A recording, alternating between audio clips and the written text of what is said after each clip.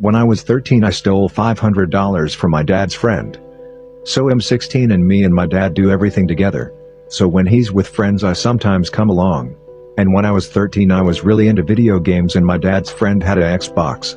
We're gonna call him Ed, fake name, so Ed decided to let me play while they talked. His Xbox was downstairs and they were above. Ed was pretty rich and I saw a money clip on his desk.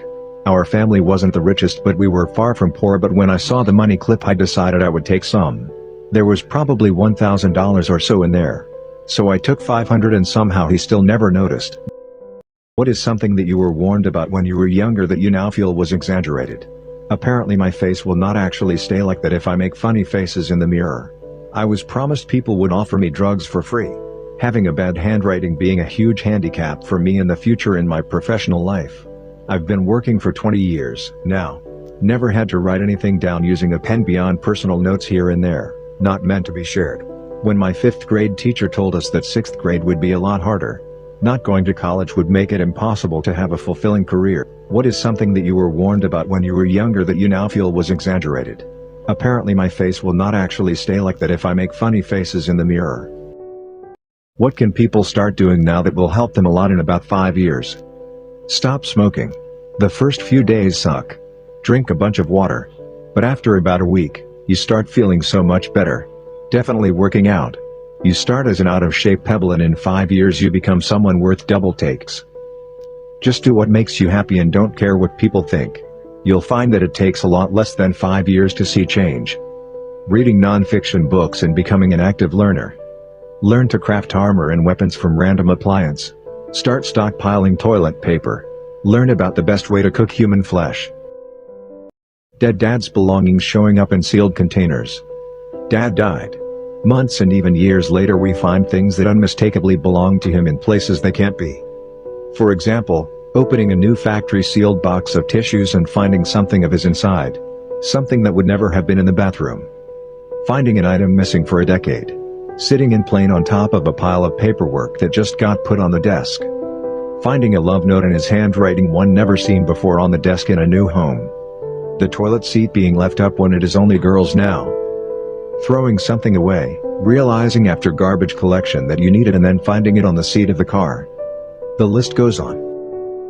When I was 14 in high school I stole this girl's diary and read stuff she wrote about me. When I was probably 14 in high school I had this group of girls I would talk to. One of them my best friend and 2 other girls we just knew from previous years. One of the girls was always sensitive and insecure. She was very conservative and did not like anything that wasn't following the rules. Me and the other 2 would tease her a lot about being lame or boring and try to pressure her into doing things like sneaking out or drinking. We just thought that we were the shit and that she should be grateful for getting to hang out with us. One day she invited me over to her house. I went over and when she left the room I started going through her stuff and found a little journal. I quickly flipped through it and saw my name as well as the other girls. I don't know why but I just shoved it in my bag and laughed shortly after. I thought I could find some cringe or embarrassing thing she wrote to laugh at. I remember riding my bike home so fast just so I could read this thing. I got home and read the entire thing. In part of the journal she said that Popter 31 made me cry for 3 hours straight. She wrote about how I and the others would bully her. I went back a few days later and put it back where I found it. I will never forget how bad I felt realizing that the shit I said to her actually hurt her. I never spoke to her again after that. I thought she would be better off without me around her. I even dropped out of the club we were in together. I never told anyone I stole her diary because there is no excuse for that. I wanted to read it to embarrass her, yet I was the one embarrassed. What do you think the meaning of life is? Existing? I don't know. It's something I've been thinking about a lot lately. I used to believe the purpose of life, or maybe my purpose in life, was doing and inspiring good in others. Like being kind just to be nice to someone. Because you never know what someone is going through. Being anonymously generous, hugging anyone who wants one, even strangers. Stuff like that. These days, I'm tired of it. I could only pour for so long before my cup was emptied. Now I'm wondering if all altruism is inherently selfish. That you go good things not to be good, but to convince yourself that you are. So I've been wondering if there's any real good in this world at all, and if there isn't, then what's the point of it all?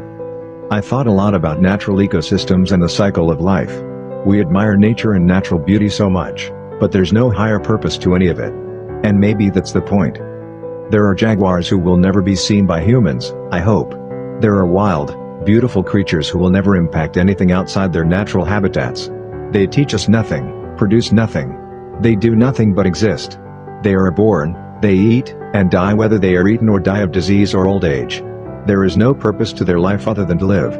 Their contribution to the circle of life is not why they exist, rather, it seems the circle of life supports every big and little creature's ability to exist within the system. So the meaning of life is not necessarily to be productive in the capitalist sense, or to make things better or gain something from the world.